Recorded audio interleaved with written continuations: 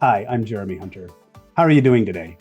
Welcome to President Online Academy's 5-part special on how to manage yourself that I'll be hosting with my partner, Soichiro Inagaki. Since 1999, I've taught at the Peter F. Drucker Graduate School of Management, and my specialty is the practice of self-management. I've worked with literally hundreds of executives all around the world to essentially teach them to make better choices. I've had a lot of fun doing this, frankly, and I want to share some of that with you. One thing you should know is that my great-grandfather was a sumo wrestler, and my primary goal in life is to make sure that his body doesn't become my own. And secretly, I think I'm failing. But in any case, we're going to have a lot of fun. I hope you enjoy what we've prepared for you. In this session, we're going to talk about why self-management is so important for business leaders and how to apply the practices of self-management to make the best choices in life.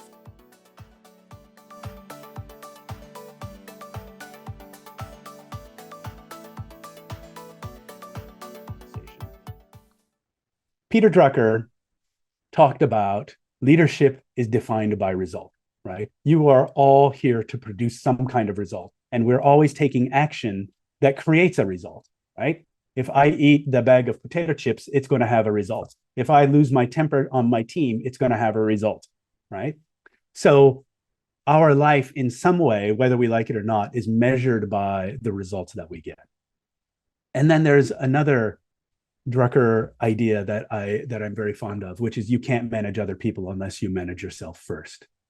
And as we talked about before, like, where do you ever learn how to do that? How do you learn how to manage yourself? So if you take these two ideas, that you have to produce results and you have to manage yourself before you can manage other people, and you put them together, you get something like this.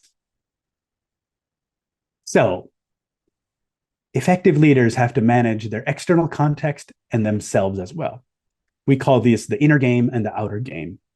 The inner game is like, what's going on inside you, right? What are you thinking? What are you feeling? What's happening in your body, right? And then the outer game is like all the relationships, all the results that you're trying to create, okay?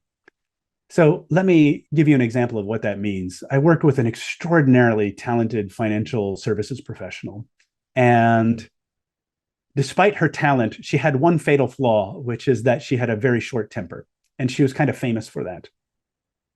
And she is in a meeting with her most important client, who represented multiple millions of dollars of revenue for her firm.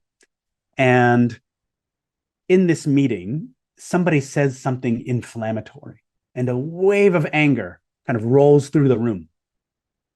She looks over at the client, and he's about to get up to leave. And if he leaves the room, right, her career goes with him. So she knew this was the moment to act, right? She took the palms of her hand and put them on the tabletop.